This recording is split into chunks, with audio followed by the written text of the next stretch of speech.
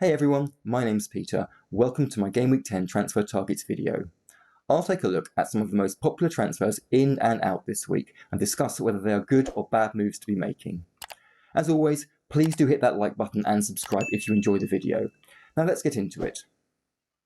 Bryan Mbeumo is once again one of the most popular transfers in this week after his massive 15 points at home to Ipswich in Game Week 9.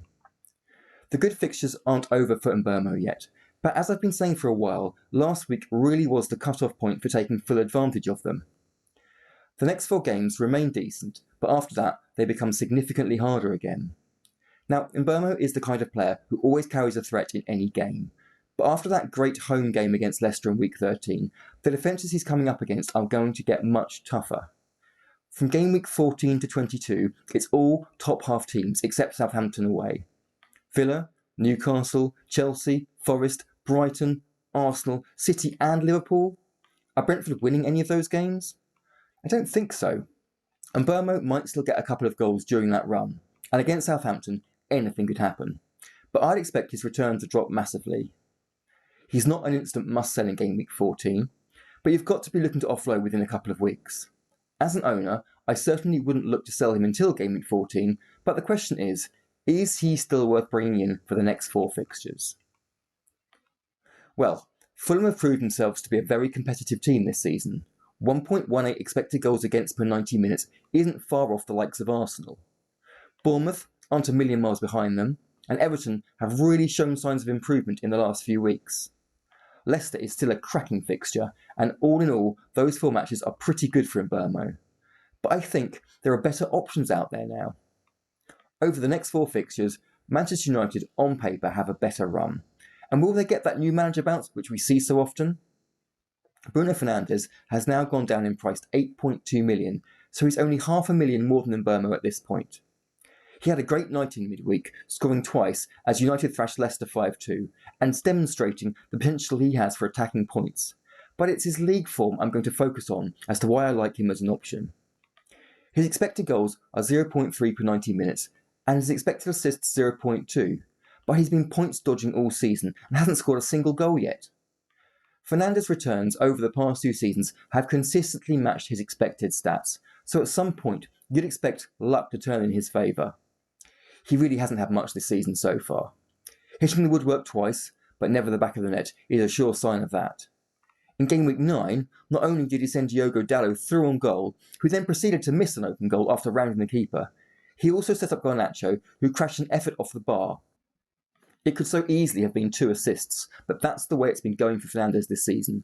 His luck is bound to change, and who better than against 2 of the teams who concede the most chances in the league? Just like Brentford, United only have a good fixture run of 4 matches. 3 home games, starting with Chelsea, who always give the opposition a chance on their goal. Then there's Leicester and Ipswich, who concede chances for fun. And finally Everton, who have improved recently, but it is by no means a bad fixture for Fernandes. It's exactly the kind of run a team can turn their fortunes around with. Now, United have enough options up front to cause any team problems. Fernandes, Garnacho, Rashford and Haaland have all shown real quality in attacking areas in the past. They are this season's biggest XG underperformers, scoring only 8 goals from 14.78 expected. Those kind of figures are bound to even up as the season progresses. If I could afford him, and I am very much considering this transfer due to the injury to Diogo Jota, this week I'd pick Fernandes over Mbeumo as a transfer in. He's not the only United player I'm interested in over this short run of lovely fixtures. Alejandro Garnacho is United's highest point-scoring midfielder this season, despite playing very few minutes over the first 4 weeks. He's now regularly getting the full 90 minutes, unsurprisingly, as he looks to be United's biggest threat in wide areas.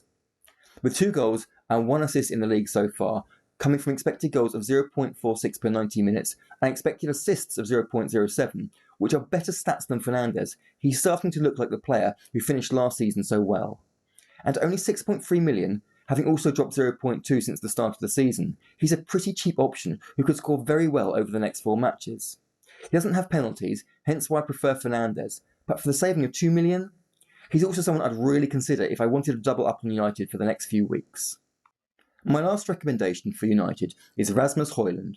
I think he could also offer great value over the next 4 game weeks. He might be an especially nice option for those of us who have had enough of misfiring forwards like Solanke and Calvert-Lewin, or are looking to downgrade Haaland and invest in more premium midfield assets. He's 6.9 million and has just broken back into the first team after injury earlier in the season.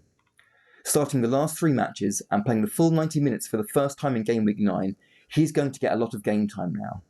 Xerxes, his main competition, has not really done enough to be rewarded with a start anytime soon.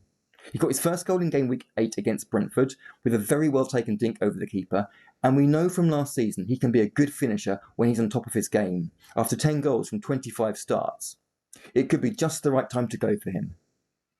Okay, so I'll move away from Manchester United now, as there's another team with a couple of players who are really popular transfers in this week. Wolves are just starting a great run of fixtures, and there's 3 players who everyone is starting to take notice of. Up front, we've got Matheus Cunha and Jørgen Strand Larsen to consider. After his last-minute equaliser and 9 points against Brighton last week, Cunha is significantly the most popular of the two and has 150,000 transfers in so far this week. For 6.6 million, his expected goals and assists are looking decent, and he appears to have an air of confidence in front of goal at the moment. He's also potentially on penalties and plays 90 minutes pretty much every week, which is always great for any FPL player. I know on the FPL website it looks like a sea of green over the upcoming weeks in terms of Wolves fixtures, but to me, a green fixture is one I'd really expect them to win.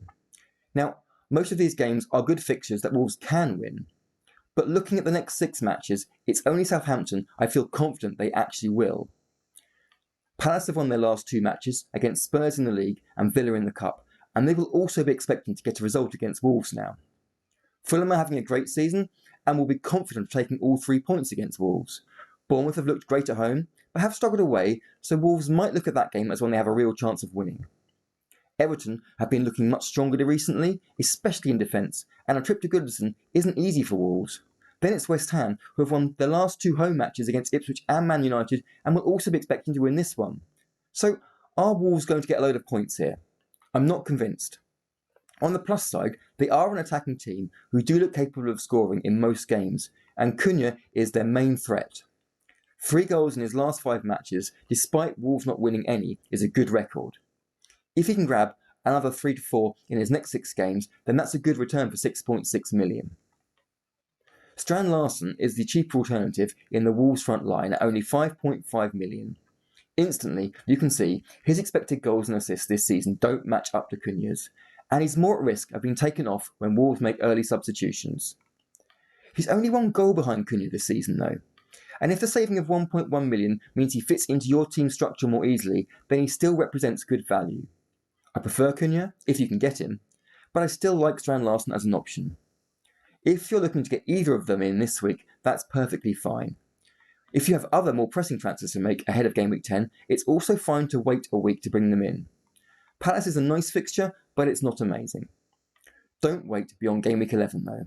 If you're going to own them for the good fixtures, then you must have them for the Southampton one. After that's passed, it doesn't feel quite as good, and you've missed out on the best scoring opportunity for the next 6 weeks. Ryan Aït-Nouri is the last Wolves player I want to talk about. He's actually the most popular of the 3 in terms of transfers in, gaining 300,000 new owners so far this week. He's not my favourite of the picks though. That's not to say I dislike him as an option, I'm just less convinced. Wolves haven't managed a clean sheet all season. Yes, they've had tricky fixtures, but even against Brentford, not the greatest attacking team in the league, they conceded 5 goals.